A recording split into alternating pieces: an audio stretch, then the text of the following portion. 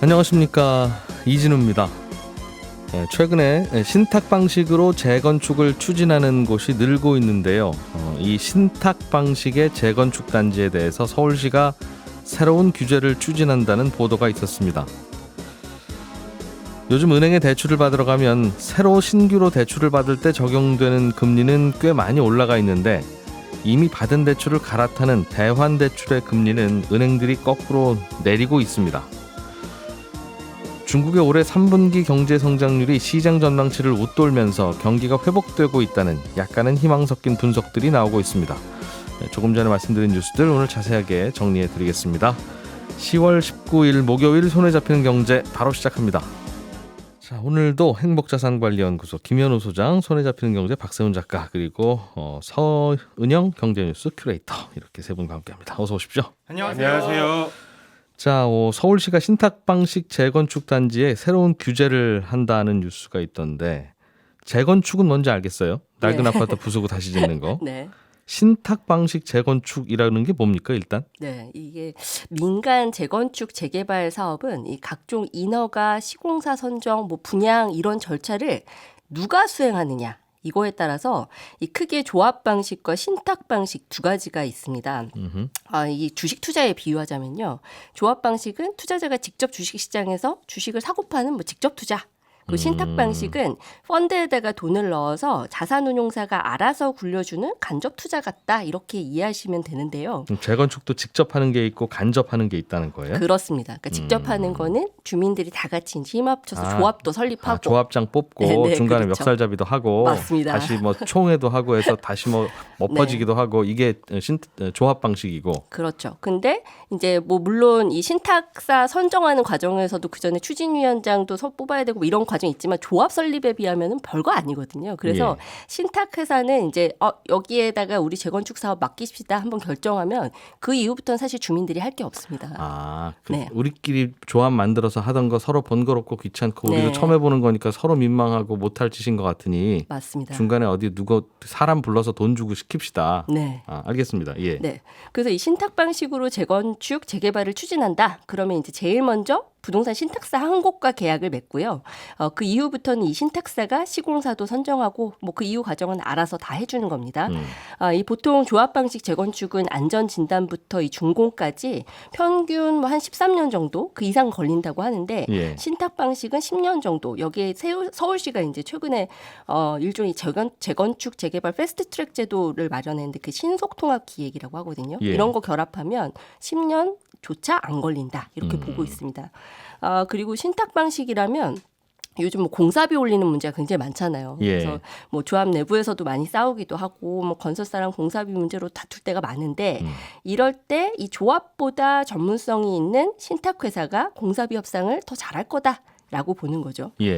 특히나 이제 올해는 둔촌주공이 공사비 증액 문제로 오랜 기간 이 공사 중단하는 사태를 모두가 목격했잖아요. 그래서 이 분양대금의 1, 2%나 되는 이 비싼 수수료를 부담을 하더라도 이 신탁 방식으로 전문가에게 맡겨서 사업 추진 속도를 좀 끌어올리자, 이렇게 판단하는 사업장이 늘고 있다는 겁니다. 우리가 돈 주고 세무사 변호사 쓰는 거하고 비슷하네요. 네, 그렇죠. 그런데 서울시는 그 밖에서 사람 불러서 맡기는 이른바 간접 재건축 방식인 신탁 방식에 어떤 규제가 필요하다고 보는 겁니까? 사실 지금까지 신탁 방식 재건축에 딱히 규제가 없었어요. 왜냐하면 이 방식으로 재건축 진행하는 사업장이 별로 없었거든요. 그런데 이제 지금은 제가 꽤 이제 그런 사업장이 늘어나고 있다고 했잖아요. 그래서 이거 좀 규제가 필요하겠다라는 사례들이 이제 몇 개가 나오기 시작한 거예요. 그래서 이 재건축 사업을 수행 중인 신탁회사가 시공사나 설계사 같은 외부 용역업체와 계약을 맺을 때는 입찰 공고 전부터 자치구에 가서 사전 검토 받아. 이제 이런 규제를 마련하려는 건데요. 지금 지난 16일에 이런 관련 조례안 발의해서 개정을 추진하고 있습니다. 근데 이게 좀 배경이 좀 있습니다. 그러니까 조합 방식 사업장은 이제 공공지원 제도라는 걸 통해서 이미 사업 수행 절차마다 자치구에다가 일종의 사전 검사를 계속 받거든요. 다음에 진도 나가도 되는지 이렇게 네. 하는 게 맞는지. 네. 예. 신탁 방식은 그렇게 하는 게 없고요. 그래서 이 자치구가 시공사 선정을 취소한다든지 뭐 설계 작성에 관여한다든지 이런 것들이 가능합니다. 근데 2010년에 이제 공공지원 제도가 생겨난 게 정비 사업 진행하다 보면은 조합 집행부가 뭐 설계사랑 시공사랑 유착하는 뭐 비리가 있다든지 네. 뭐 조합 내부 갈등으로 사업이 오랜 기간 멈춘다든지 이런 문제 겪는 사업장이 굉장히 많았던 거예요. 예. 그래서 이제 이 모든 과정에 시나 구 차원에서 개입을 하면 조합 집행부가 비리 저지르기는 쉽지 않을 거다. 그리고 갈등도 좀 빨리 봉합되지 않겠냐 이렇게 본 거죠. 그렇게 해서 그 지자체가 그 개입하고 간섭할 그렇습니다. 근거를 마련했다. 맞습니다. 네. 남의 재산이긴 하지만 네. 내가 내 땅에 내 집 다시 짓는데 구청이 와서 이렇게 창문을 이렇게 내세요 저렇게 내세요는 안 하는데 네. 아파트다 보니 너무 갈등이 심할 수 있고 하니까 그렇습니다. 불가피하게 개입을 하겠다. 네.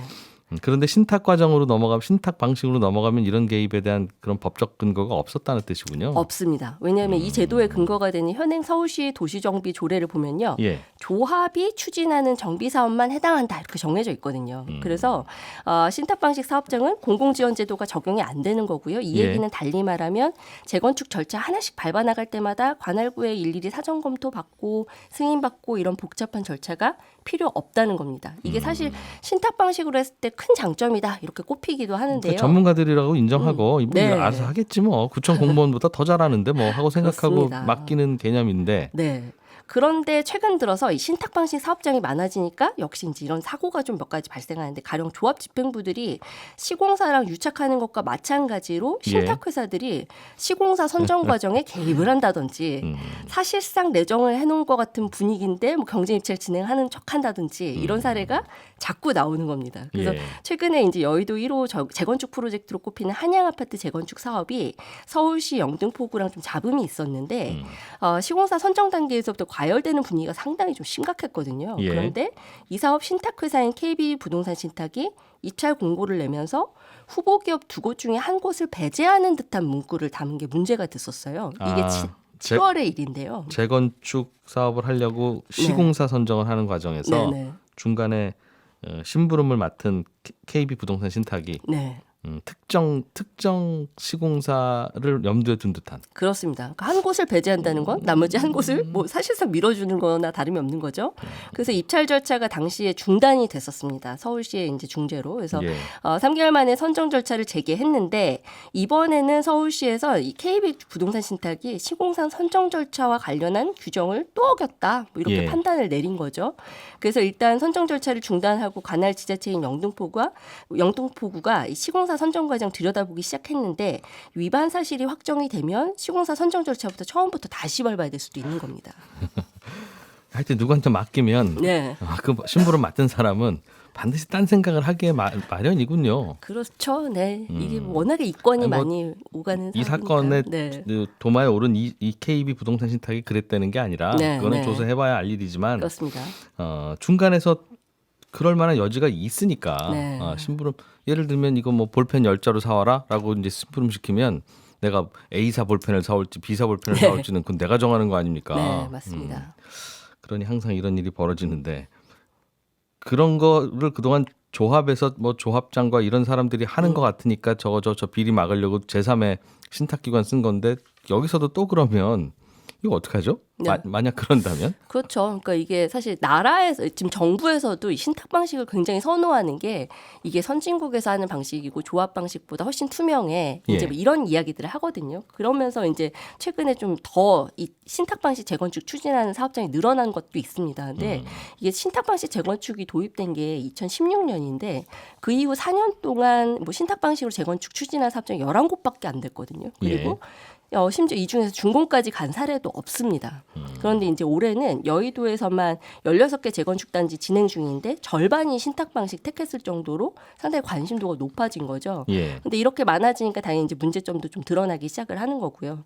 근데 뭐 최근에 이제 뭐 소비자원에서 신탁사들이 지난해 작성한 아파트 분양 계약서를 뭐 뜯어봤더니 얘네들이 뭐 전문가니까 법도 잘 지킬 것 같고 규정도 잘 지킬 것 같고 막 이렇지만 예. 실상은 그렇지 않더라라는 얘기가 좀 나왔었어요. 그러니까 보니까 뭐 사실 내부 구조 바꿀 때는 당연히 변경 통지해야 되는데 뭐 이런 의무 조항도 없고 뭐 보니까 귀책 사유 있는데도 한번 계약 이행 착수했으면 계약 해제나 해제 어렵고 뭐 이런 내용들이 들어 있었다라는 거죠. 그러니까 이런 것들 보면 과연 이 신탁회사가 그냥 전문가고 뭐 더 투명하고 뭐 신뢰할 그게 만하다 맞냐? 이렇게만 보는 게 아니라 사실 조합 방식 못지않게 문제점이 있을 수 있다 이렇게 봐야 한다라는 겁니다. 그래서 지자체가 감시가 좀 필요한 것 같다고 서울시가 그렇습니다.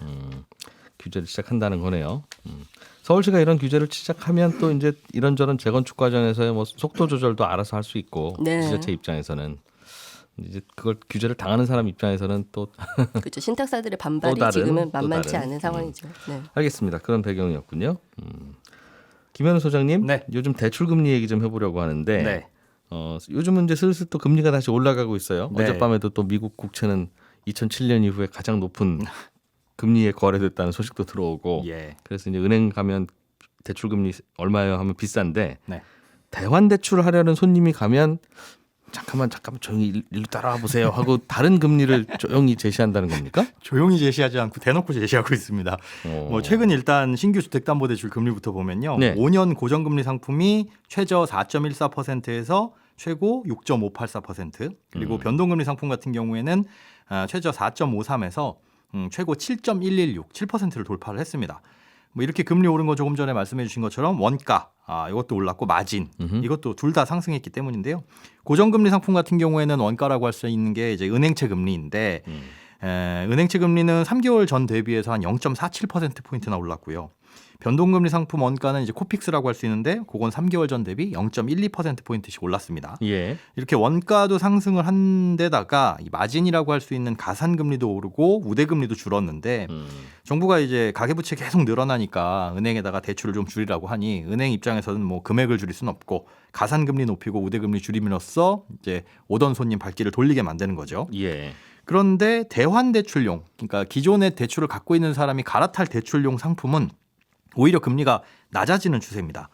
이게 왜 그러냐면 빠르면 이제 올해 말이나 내년 초쯤에는 주택담보대출도 비교해서 온라인으로 갈아탈 수 있는 플랫폼이 출시될 예정이거든요. 네. 그러다 보니까 그 비대면 대환대출 상품들을 은행에서 미리 내놓고 있는데 인터넷 은행들이 먼저 공격적으로 낮은 금리를 제시하고 있습니다. K뱅크 같은 경우에는 대환일 경우에 가장 하단이 3.6%까지 떨어지고요. 카카오뱅크는 뭐 4.01% 금리로 대출이 가능해요. 야, 한국은행 기준금리가 3.5인데 K 무슨 은행 가면 3.6도 받는다고요? 네, 그렇습니다. 지점장 아닌데. 아닌데도 물론 이제 이론적으로 가장 하단이니까 받을 수 있는 사람은 제한적이긴 하겠지만 이론적으로도 가능하다는 거죠. 와. 이 상태로 나중에 주택담보대출, 뭐 대환대출 인프라가 구축되고 나면 시중은행들은 기존에 갖고 있던 주택담보대출 고객들 다 뺏길 수 있잖아요. 그러다 보니까 특판금리라고 해가지고 대환용 상품을 별도로 내놓기 시작했습니다. 예. 뭐 신한은행 같은 경우에는 우대금리 없이 뭐 4.1% 이렇게 해놨고요. 물론 이제 당장의 인터넷은행보다는 어쩔 수 없이 이 금리가 높기는 하지만 뭐 3%대까지 낮출 방안을 모색 중이다 이렇게 알려져 있고 KB국민은행도 내일 이제 대환대출 전용 상품을 출시할 예정이에요. 뭐 다른 은행들도 눈치를 보고 이 대환대출 시장에서 살아남기 위해서 낮은 금리의 상품을 경쟁적으로 내놓을 것으로 보입니다. 같은 창구에서 제시하는 금리가 네. 손님 봐서 달라진다. 맞습니다. 새로운 손님한테는 오히려 잘해줘야 될 것 같은데 새로운 손님한테는 높게 해주고 익숙하죠. 뭐 우리 저 병원 다닐 때도 실손보험 있으세요? 할 때 물어보고 서로 다른 코스가 밟아지는 거와 비슷하죠. 뭐. 네. 다 그렇다는 건 아닙니다. 네. 맞습니다. 예. 자, 그러면 네. 새로 대출 받으러 간 분들은 좀 불리한 금리를 적용받는다는 건데. 그렇죠. 그럼 일단 급한 대로 그렇게 대출 받고 네. 뭐 다음 달이나 해서 저도 대환 대출 받으러 왔습니다라고 하면 또 다른 금리가 나올 거 아니겠어요? 맞습니다. 그럴 때 사실은 걸림돌이 되는 게 중도상환 수수료죠. 예. 이제 조기에 갚아버리면 은행 입장에서는 마진을 포기해야 되니까 그걸 한꺼번에 떼는데 사실은 뭐 0. 몇 %포인트 차이 때문에 갈아타는 건 오히려 손해일 수가 있습니다. 아까 말씀드린 대로 신규 주택담보대출 금리의 상단이 뭐 7% 뚫었다고는 하지만 지난달에 취급된 평균 금리 보니까 한 4%대 중반 정도 돼요. 예. 그래서 연 4.5%로 3억 정도를 30년 만기 대출을 받았다. 그리고 이걸 바로 4.5%짜리를 연 4%대짜리 대출로 갈아탄다. 이 경우를 비교를 해보니까요. 보통 이제 중도 상환 수수료는 원금 이 대출 잔액 그중에 10%까지는 감면을 해주고 면제를 해주고 나머지 금액에 대해서 1.5%를 부과하는 게 일반적이거든요. 3년 안에 상환하면. 예. 이렇게 했을 때 중도 상환 수수료가 약 400만 원 정도 됩니다. 네. 그러면 이만큼의 이자를 아껴야 되잖아요. 네. 아끼려면 최소한 3년은 지나야 본전을 뽑을 수가 있습니다. 그러니까 0.5%포인트 차이는요. 그러니까 중도 상환 수수료는 보통 3년 내에 부과하니까 3년 안에 상환하면 그 금리 그대로 물어야 된다. 이렇게 생각하시면 될 것 같아요. 아주 파격적으로 싼 금리가 아닌 한 그렇죠. 중도 상환 수수료 물고 넘어가나. 네. 그냥 3년 동안 이거 매긴다니까 3년은 참고 넘어가나. 네. 그게 그거다. 그게 그거일 수 있습니다. 그런데 만약에 중간에 금리가 더 낮아져서 네. 더 낮은 금리의 대출로 갈아타면 이 비용, 이 기간은 더 늘어나게 되는 거고 또 말씀드린 이자 말고도 대출 받을 때 각종 부대 비용 있잖아요. 예. 국민주택 채권도 매입해야 되고 뭐 이런 비용까지 포함하면 3년보다는 더 오래 유지해야 본전을 뽑을 수가 있습니다. 은행이 다 계산해서 중도 상환 수수료 매겼겠죠. 그게 아주 교묘하더라고요. 넘어가지 말라고 매기는 건데 그럼 네. 그 계산을 안 했겠어요. 네. 그럼 요령이 뭡니까? 그러니까 이게 내가 받은 대출 금리하고 네. 요즘에 대환 대출 받으러 왔습니다라고 하면 제시하는 금리하고 네. 분명히 대환 대출 금리가 싸다고는 할 텐데 그렇습니다. 얼마나 싸면 에이 중도 상환 수수료 내자 하고 넘어가는 게 유리해요? 이게 현실적으로 봤을 때는 지금 차이가 한 0.5%포인트 정도 나거든요. 근데 이 정도 가지고는 앞서 말씀드린 것처럼 별로 의미가 없고 또 이 대출 금리뿐만 아니라 만기를 어느 정도로 했느냐에 따라 가지고 지불하는 이자가 달라지기 때문에 이것만으로는 비교가 어렵습니다. 차라리 중도 상환 수수료가 없거나 뭐 이 적은 그런 대출을 먼저 받아가지고 갈아타는 게 유리할 수 있는데 애초에 처음에 이자 좀 더 비싸더라도 그렇습니다. 중도 상환 수수료 적은 곳으로 네, 일부 보험사 주택담보대출 같은 경우에는 3년 이내에 상환해도 중도 상환 수수료 원래 1.5% 무는데 50% 면제해주는 보험사도 있고요. 예. 6개월만 지나면 아예 중도 상환 수수료를 받지 않는 곳들도 있어요. 물론 이런 곳들은 대출 금리가 한 5에서 6% 정도 처음에 받을 때 내야 되긴 하지만 뭐 2개월 내에 뭐 6개월 내에 이렇게 단기간 내에 갈아탈 걸 전제로 한다면 대출 금리 약간 높은 거 적용받더라도 뭐 만기 길게 해서 월 상환 부담 낮추면 되는 거고요. 그러면 낮은 금리 대환대출용 상품 이용하는 게 어떻게 보면 팁이 될 수 있겠죠. 이렇게 했을 때 이제 리스크는 이런 어떻게 보면 구멍이잖아요. 그래서 대환대출용 상품 금리도 낮춰라라는 압박을 정부에서 줘서 이런 특판 상품이 나오지 않게 돼버리는 게 리스크인데 정부 고민은 뭐 가계부채 증가속도 어떻게 낮출 것이냐 이게 큰 고민이긴 하지만 한편으로는 또 서민들 이자 부담 어떻게 경감시킬 것이냐 이것도 고민하고 있거든요. 예. 그래서 추진하는 게 주택담보대출 대환대출 플랫폼인데 요거 이제 강하게 추진하려고 하고 있는데다가 사실상 이렇게 경쟁하라고 만드는 거잖아요. 그렇죠. 실제로 그렇게 잘 돌아가고 있고 그래서 쉽게 구멍을 막지는 못할 걸로 보이고요. 실제로 은행들도 이렇게 하면은 시장에서 이상한 일이 벌어집니다. 요 갈아타는 거 주택담보대출 혹은 전세자금대출 대환대출 플랫폼은 그 시기를 조금 늦추는 게 좋을 것 같습니다라는 목소리를 내고 있는데 그런 경쟁하는 거. 네, 그건 안 돼요. 그거 아니 한눈에 비교 분석하는 그거 도입한다고 네. 몇 년 전부터 했다가 그렇습니다. 은행들이 반대해서 못 했는데 네. 이제 한 2달 남았는데 네. 그걸 미루면 안 됩니다. 정부 입장도 그렇습니다. 못 미룬다. 한번 이거는 해보고 미룹시다. 나중에. 강력하게 하겠다라고 해서 이게 이제 좀 팁이자 구멍이 될 것 같습니다. 알겠습니다. 자, 박 작가님, 네. 국제신용평가사 피치가 네. 우리나라 경제가 올해 1%대 성장에 그칠 거라는 전망을 내놨는데, 그렇습니다. 뭐 아주 새로운 소식은 아니지 않습니까? 또 우리 정부 전망치가 1.4%거든요. 예. 그것보다 낮다라는 거고 다른 신용평가사들보다 전망치가 낮다는 건데 1.0이라고 했어요. 1.0입니다. 많이 낮은 겁니다. 예. 이 정도면 외환위기, 글로벌 금융위기, 코로나 같은 때 그 네. 정도 됐을 때 나오는 수치거든요. 그렇게 보는 이유는 뭐 중국 경제도 안 좋고 반도체 수출도 안 되고 금리 많이 올라서 소비도 안 될 거라서 그렇다는 건데 예. 이 얘기도 계속 나오던 얘기입니다만 생각보다 더 안 좋을 거라고 보고 있다는 겁니다. 네, 정부는 여전히 상반기엔 경기가 어렵고 하반기엔 풀린다 이런 전망을 여전히 내놓고는 있지만 쉽지는 않을 거라는 게 시장의 전반적인 전망이라는 보도인 겁니다. 하반기 이제 2달도 안 남았다. 이제 그렇습니다. 그런 얘기죠. 예. 근데 중국의 3분기 경제 성장률이 발표됐던데 네. 이 시장 전망치보다는 좀 잘 나왔다고 하더군요. 그렇습니다. 작년 상분기 대비 4.9% 나왔어요. 근데 시장에서는요 4.2% 아니 뭐 잘 나오면 이제 4.5% 정도 나올 거다라고 봤는데 예. 전망치보다 훨씬 잘 나온 거죠. 이게 잘 나온 이유가 뭐냐면 소비가 다시 좀 살아난 게 영향이 컸습니다. 중국 정부가 7월부터 관광이랑 소비를 살리겠다면서 우리나라를 비롯해서 다른 나라로 가는 단체 관광 규제도 좀 풀어주고요. 네. 단체 관광 가려면 이제 비행기도 늘려야 되고 그러려면 좀 비행기 조종하는 분들, 승무원분들 늘려야 되고 그리고 고용이 늘면 소비가 좀 살아나는 것도 있고 예. 여행 가려면 우리 옷도 사고 가방도 사고 신발도 사고 하잖아요. 그러면서 소비를 좀 진작을 시킨 게 있고요. 소비 쿠폰도 좀 많이 풀었거든요. 네. 근데 그게 좀 약발이 먹혔다라는 평가가 나옵니다. 그리고 4분기에는 또 중국의 국경절 연휴도 있고요. 중국의 최대 쇼핑 성수기라는 광군제도 11월에 있기 때문에 내수 경기가 회복세를 이어갈 가능성이 높다. 이런 분석이 나옵니다. 그러면서 중국 정부가 올해 예상한 중국 경제 성장률이 5%인데 지금 상황이라면 별 무리 없이 달성을 할 걸로 보입니다. 3분기에는 예전보다 중국 공장률도 더 많이 돌아가기도 했고요. 앞서 피치가 우리나라 경제 성장률을 낮게 전망하는 이유도 중국 경기가 안 좋아서 그렇다는 거였고 예. 한국은행도 지난 8월에 내년 경제 성장률 전망치를 2.3에서 2.2%로 내렸거든요. 근데 그랬던 가장 큰 이유가 중국 경제가 생각보다 안 살아날 것 같다는 거였어요. 근데 이런 상황에서 중국 경기가 살아나는 조짐이 보인다라는 건 일단 우리로서는 좋은 거죠.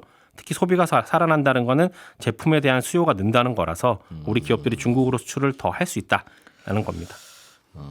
올해 우리 경제가 안 좋을 것 같다는 전망에다가 중국은 괜찮은 것 같다는 뉴스가 같이 나오니 네, 우리도 생각만큼 안 좋지는 않지 않겠느냐 네. 하는 기대도 가져본다는 뜻이죠. 그렇습니다. 문제는 예전에는 중국이 우리한테 물건 많이 사가고 예, 돈 벌면 우리한테 와서 쓰고 네, 저 친구들은 우리나라 없으면 어떻게 하려고 그러지? 하는 생각마저 들 만큼 중국이 우리랑 탁 붙어 있었는데 경제적으로는 요즘 슬슬 안 그렇다고 그러던데요. 예, 그런 경향도 좀 있죠. 근데 또 이제 외부에서 볼 때는 중국 경기랑 한국 경제랑 약간 세트 메뉴 비슷하게 보는 경향도 있기 때문에 그랬는데 예. 이제는 뭐 중국이 돈을 써도 한국 제품 사는 데 쓰는 것도 아니고 네, 뭘 수출하기 위해서 뭘 사다 만들어도 그냥 본인들이 국산화한 게 많아서 그렇습니다. 예전에 일본이 한국을 바라보던 시각 네. 저 다 우리가 가르쳐 준 건데 이제 혼자 곧잘하네 저 어떡하지 하는 저 느낌을 중국도 슬슬 주고 있다는 그런 얘기가 있어서 중국 부동산은 괜찮아요? 한동안 뭐 이거 부동산 회사 망해서 중국 경제도 흔들린다는 얘기가 꽤 있었는데 그래서 이제 중국 경기가 과연 내년에 살아날 것이냐라고 물었을 때 아유 걱정됩니다라는 게 바로 지적하신 그 부분인 거예요. 예. 중국 정부가 국민들한테 집 사라고 금리도 좀 깎아주고요. 대출 받아서 집 사는데 걸림돌 됐던 규제들이 있었는데 그것도 크게 완화를 했지만 중국 부동산이 이미 과잉 공급 문제를 좀 안고 있어서 중국 정부의 대책이 부동산 경기를 반등시키는 게 쉽진 않아 보입니다. 어제 발표 나온 걸 보니까 올해 1월부터 9월까지 부동산 투자도 전년 대비 많이 줄었고요. 예. 신규 주택 착공도 전년 대비 많이 줄었는데 특히 비구이 위안이나 홍다 같은 대형 부동산 개발 업체들 있잖아요. 예. 여기가 언제 파산할지 모른다라는 불안감이 계속 커지고 있는 것도 부동산 시장의 불안 요소인데 어제 조금 전에 말씀드린 부동산 개발 업체 비구이 위안이요. 사실상 디폴트 수준에 들어갔어요. 어제까지 줘야 했던 달러 채권 이자가 208억 원인데 이거 못 갚은 겁니다. 그리고 이달 27일 그리고 다음 달 7일에도 이자 지급을 해야 하는데 지금 같은 상황이면 쉽지 않아 보이죠. 그래서 일각에서는 비구이 위안이 디폴트에 빠지게 되면 그게 중국 부동산 전체 위기로 더 확산할 수 있다. 이런 얘기도 나오고 있고요. 그래도 이제 중국 경기가 좀 부동산 경기가 살아나야 중국 경기도 전반적으로 나아질 거고 말씀하신 것처럼 중국 경기와 우리나라 경제가 예전만큼은 아니더라도 그래도 중국 경제가 좀 살아나는 게 우리 경제에는 도움이 되기 때문에 예. 부동산 문제가 앞으로 어떻게 될 것이냐 하는 게 큰 관건입니다. 자, 저희는 내일 아침 8시 30분에 다시 찾아오겠습니다. 이진우였습니다. 고맙습니다.